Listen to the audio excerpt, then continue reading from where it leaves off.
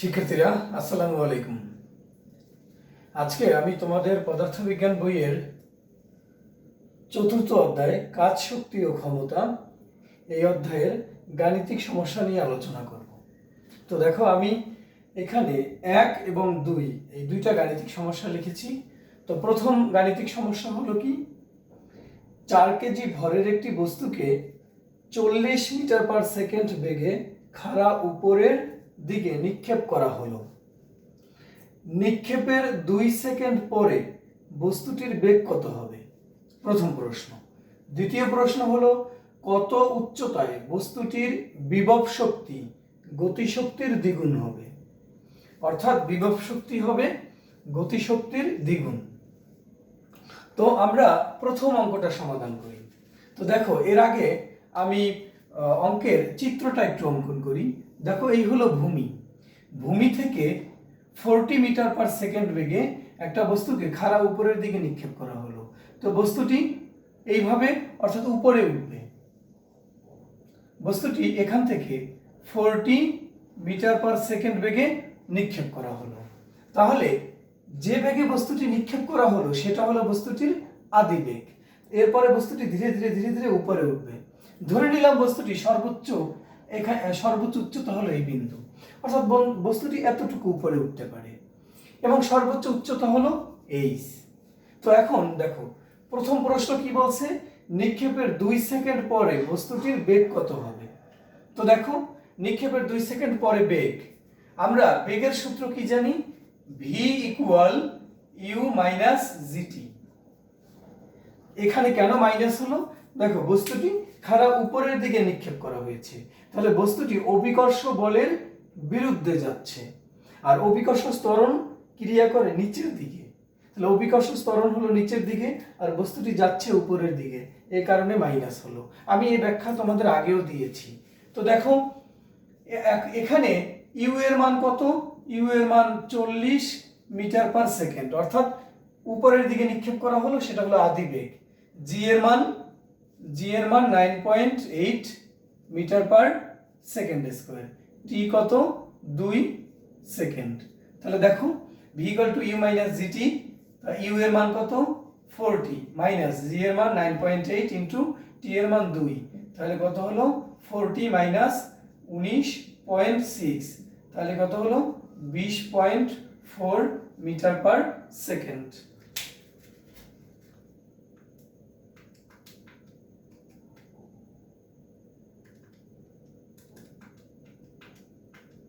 Nine point eight গুণ 2, হ্যাঁ, 20.4 metre per second. এটা হলো 2 সেকেন্ড পরে বস্তুটির বেগ। তো এরপরে দ্বিতীয় প্রশ্ন কি, দেখো, কত উচ্চতায় বস্তুটির বিভব শক্তি গতিশক্তির দ্বিগুণ হবে? শিক্ষার্থীরা, আমরা ধরে নিলাম বস্তুটির এক্স উচ্চতায়, অর্থাৎ এখানে আমি ধরে নিলাম এতটুকু, এক্স উচ্চতায় বিভব শক্তি গতিশক্তির দ্বিগুণ হবে। তো দেখো, আমরা অঙ্কটা সমাধান করব। তোমরা অঙ্কটা সমাধান করার আগে দেখো, অঙ্কটা কিন্তু ভূমি থেকে নিক্ষেপ করা হয়েছে। তোমরা ধরে নিবা, মনে করি ভূমি থেকে এক্স উচ্চতায় বিভব শক্তি গতিশক্তির দ্বিগুণ হবে। তাহলে এক্স উচ্চতায় দেখো বিভব শক্তি গতিশক্তির দ্বিগুণ, তাহলে দেখো এক্স উচ্চতায় বিভব শক্তি ইপি ইকুয়াল এমজি। দেখো, বিভব শক্তি হলো এমজি এইচ, তাহলে উচ্চতা এখানে কতটুকু? দেখো, এখান থেকে এই পর্যন্ত হলো সর্বোচ্চ উচ্চতা, অর্থাৎ বস্তুটি যে 40 মিটার পার সেকেন্ড বেগে নিক্ষেপ করা হলো, সর্বোচ্চ এতটুকু উচ্চতায় উঠবে।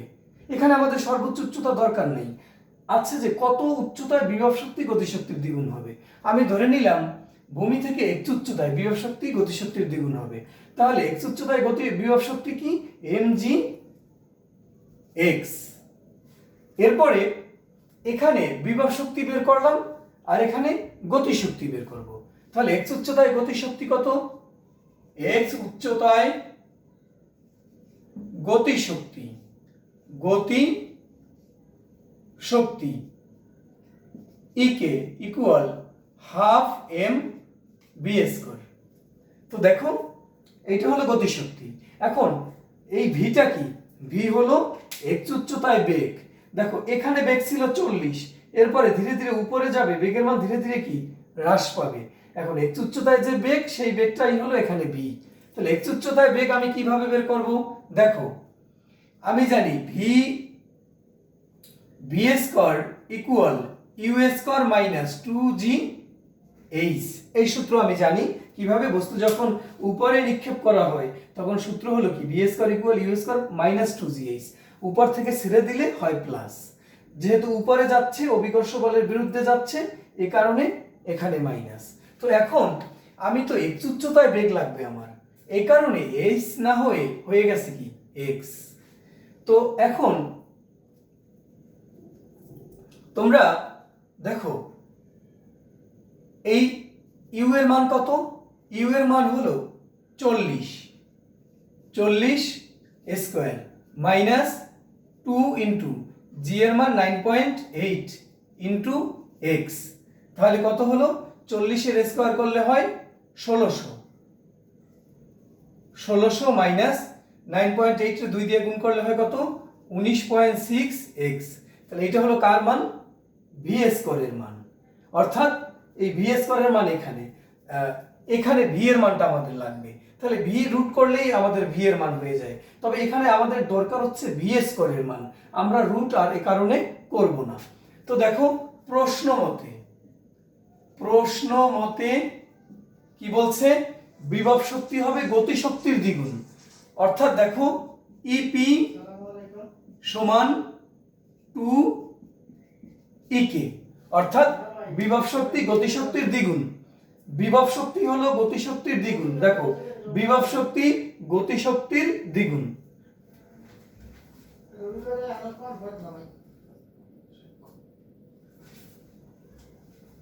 তো শিক্ষার্থীরা দেখো বিভব শক্তি কত?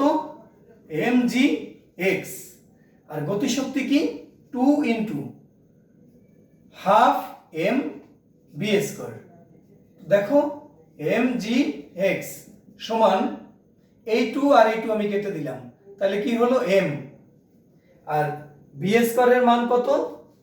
বি স্কয়ারের মান হলো 1600 মাইনাস 19.6 এক্স। দেখো এই যে বি স্কয়ারের পরিবর্তে আমি এই মানটা বসাই দিলাম। তো এরপরে এই m আর এই m উভয় পক্ষ থেকে বাদ, তাহলে এখানে কি রইলো? gx সমান 1600 মাইনাস 19.6 এক্স। এখন এই জি এর মান কত হয়? 9.8 এক্স। এই মাইনাস এই পাশে আসলে কি হয়? প্লাস 19.6 এক্স সমান 1600। এরপরে দেখো 19.6 আর 9.8 এক্স প্লাস 19.6 এক্স, তাহলে যোগ করো 19.6 প্লাস হলো কত? 9.8, তাহলে কত হলো? 29.4 এক্স সমান 1600।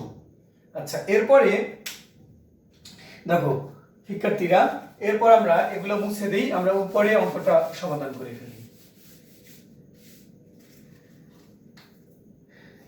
এরপরে দেখো 19.4 এক্স সমান কত? 1600, বা এক্স ইকুয়াল 1600 ভাগ 29.4। তো ভাগ দাও, 1600 ভাগ 29.4 54.42 মিটার। অর্থাৎ এতটুকু, এই উচ্চতাটুকু হলো 54.42 মিটার। তাহলে আমরা এখন কি বলতে পারি? যে 54.42 মিটার উচ্চতায় বিভব শক্তি গতিশক্তির দ্বিগুণ হবে। শিক্ষার্থীরা, আমাদের আজকের দ্বিতীয় প্রশ্ন, তোমরা প্রশ্নটা একটু দেখে নাও। দ্বিতীয় দৃশ্যকল্পটা আগে দেখো।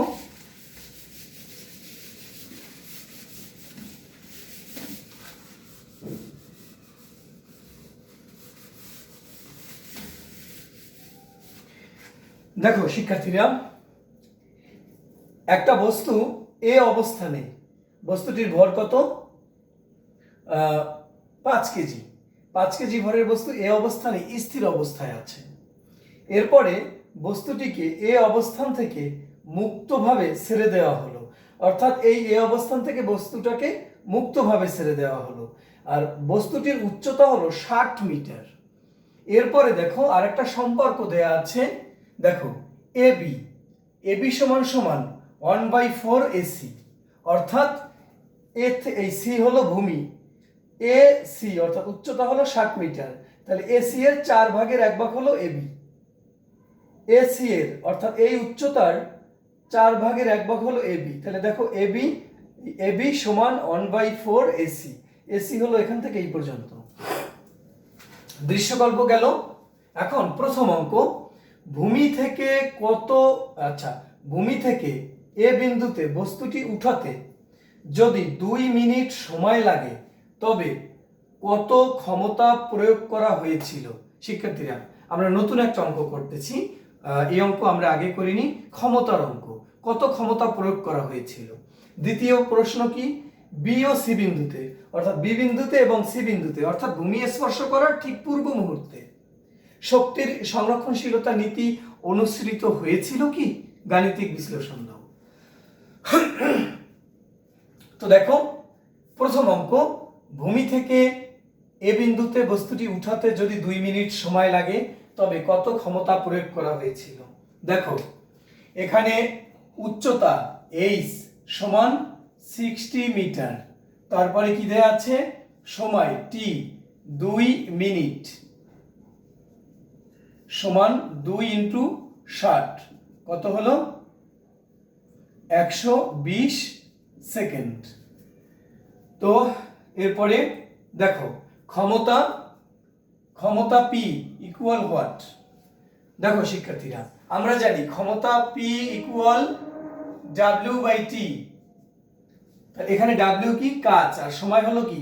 টি হলো সময়, অর্থাৎ কাজ করার হারকে ক্ষমতা বলে। তো দেখো এখানে ভূমি থেকে বস্তুটি কত উচ্চতায় উঠাইছে? 60 মিটার উচ্চতায় উঠাইছে। তাহলে 60 মিটার উচ্চতায় উঠাতে কি পরিমাণ কাজ হয়েছে? সেই কাজ কি? W ইকুয়াল কত? mgh। শিক্ষার্থীরা, তোমরা বলতে পারো W ইকুয়াল mgh কিভাবে হলো? আমি তোমাদের দেখাচ্ছি। দেখো কাজ হলো বল ইনটু সরণ, F S, বল F আর S হলো সরণ। তাহলে এখন এখানে সরণটাকে S দিয়ে প্রকাশ করা হয় না, এই সরণটাকে অর্থাৎ ভূমি থেকে এই পর্যন্ত এই সরণ হলো এখানে উচ্চতা, উচ্চতাকে প্রকাশ করা হয় H দিয়ে, তাহলে আমরা বলতে পারি FH। তাহলে এই যে Fটা কি? এখানে অভিকর্ষ বল, বস্তুটি যে এখান থেকে ভূমি থেকে এ বিন্দুতে উঠাইছে সেখানে অভিকর্ষ বলের বিরুদ্ধে কাজ হয়েছে, তাহলে সেই অভিকর্ষ বলটা কি? mgh। তাহলে তোমরা দেখতে পাচ্ছ যে W ইকুয়াল mgh কিভাবে হলো। এরপরে ভাগ হলো T, তাহলে দেখো m এর মান 5 কেজি, g এর মান 9.8, উচ্চতা কত? 60 ভাগ 120, তাহলে দেখো কত হলো?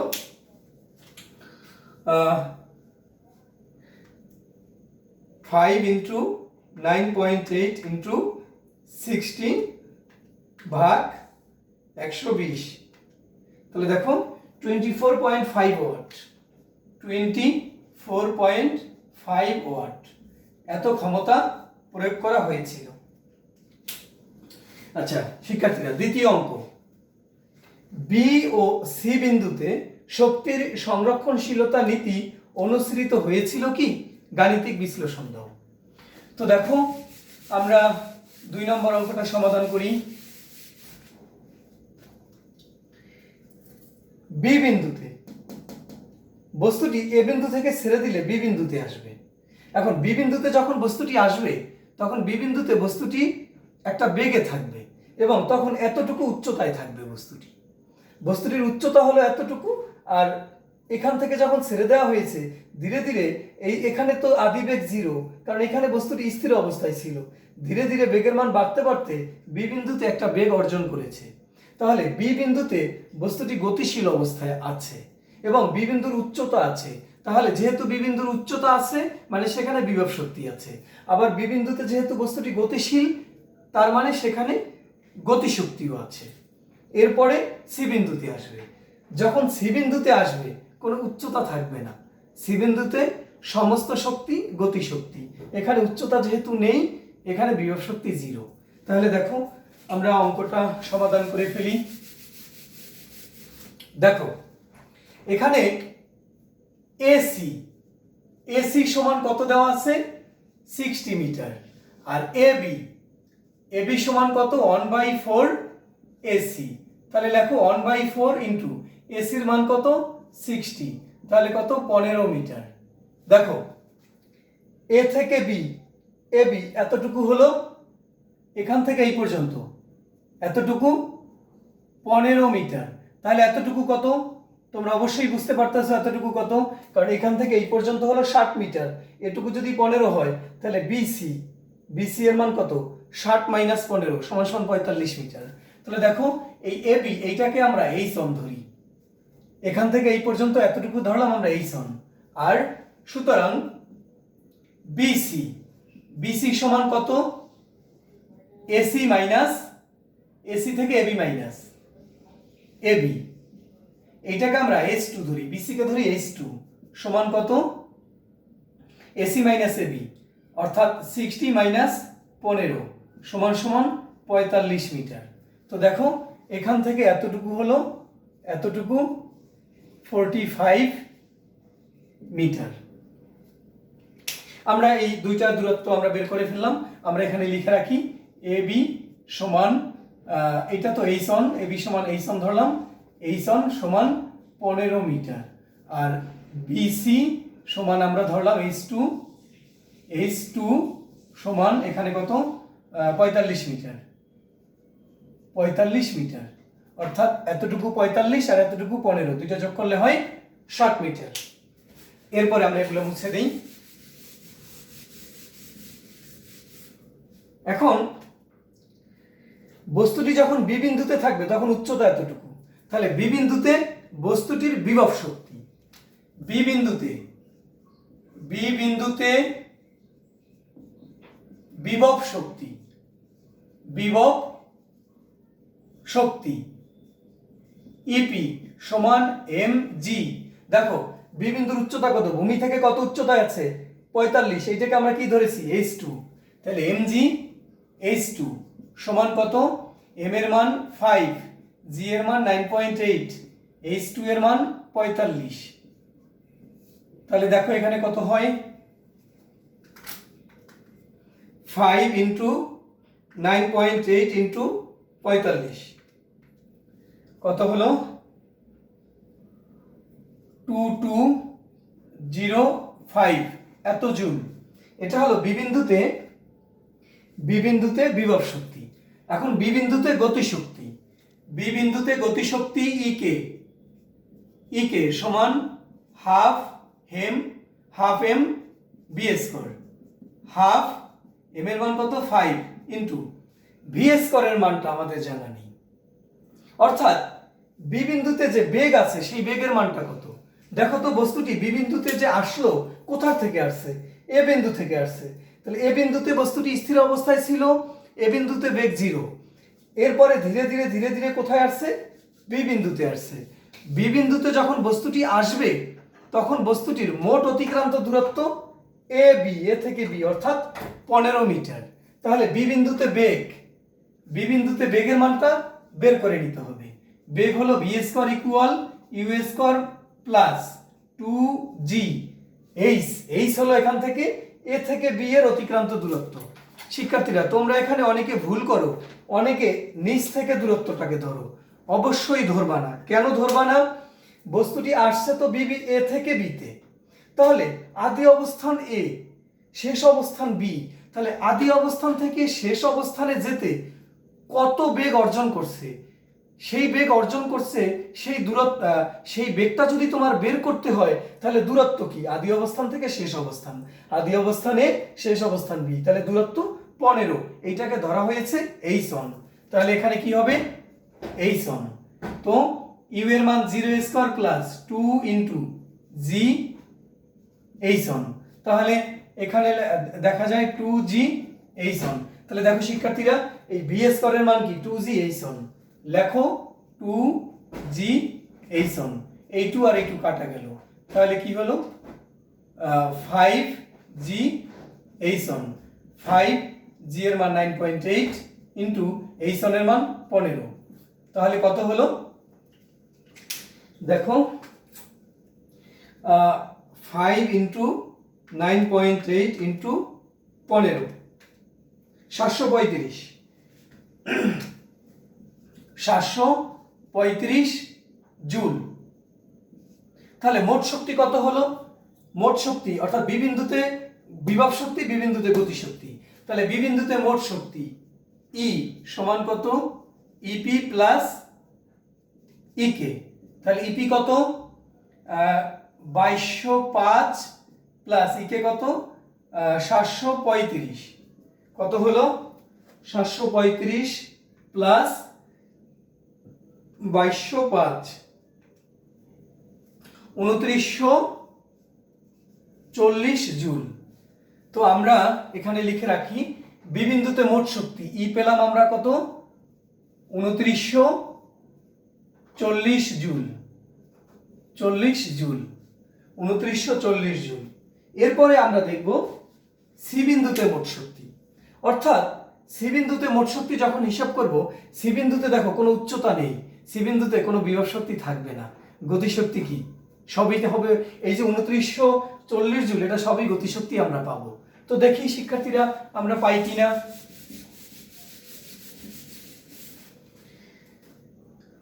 ভূমি স্পর্শ করার ঠিক পূর্ব মুহূর্তে বিভব শক্তি ইপি ইকুয়াল, অর্থাৎ সি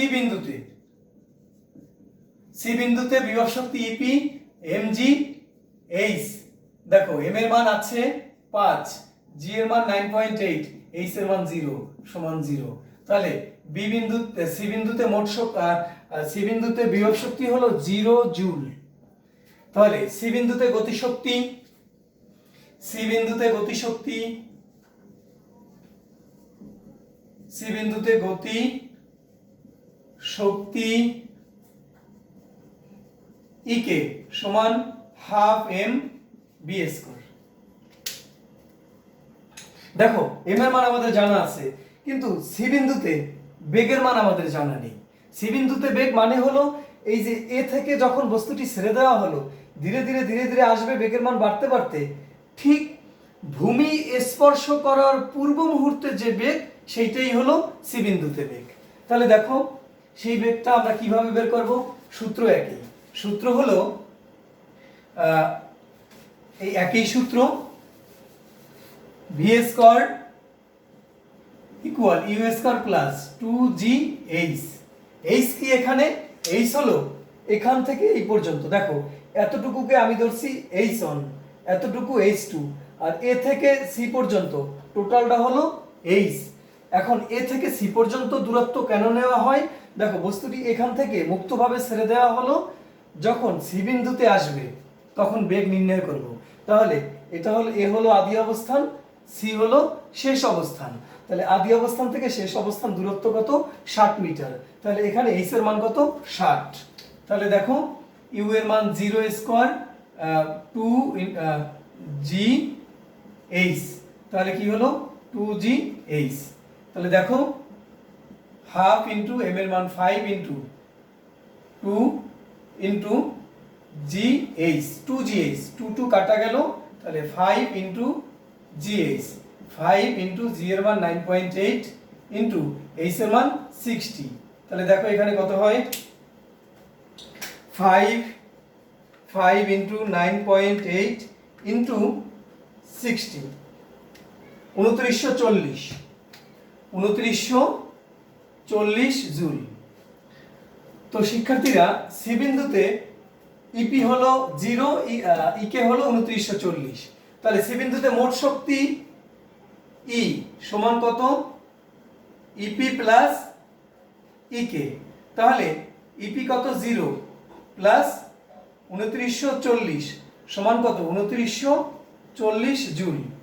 শিক্ষার্থীরা তোমরা সুবিধার্থে এইটাকে বি বিন্দুতে ই1 ধরতে পারো আর সি বিন্দুতে ই2 ধরতে পারো। তাহলে দেখো বি বিন্দুর মোট শক্তি 2940 জুল, 2940 জুল।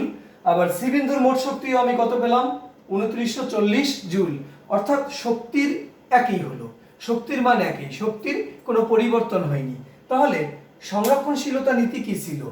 যে সকল বিন্দুতে শক্তি একই হবে, বিভব শক্তি আর গতিশক্তির যোগফল সবসময় ধ্রুব থাকবে, চেঞ্জ হবে না। তার মানে আমরা কি বলতে পারি? বি ও সি বিন্দুতে শক্তির সংরক্ষণশীলতা নীতি অনুসৃত হয়েছে বা সংরক্ষণশীলতা নীতি মেনে চলছে। শিক্ষার্থীরা আমরা এ পর্যন্তই থাক। আমরা পরবর্তী ক্লাসে তোমাদের অন্য অঙ্ক আমি নিয়ে আসবো। শিক্ষার্থীরা খোদা হাফেজ।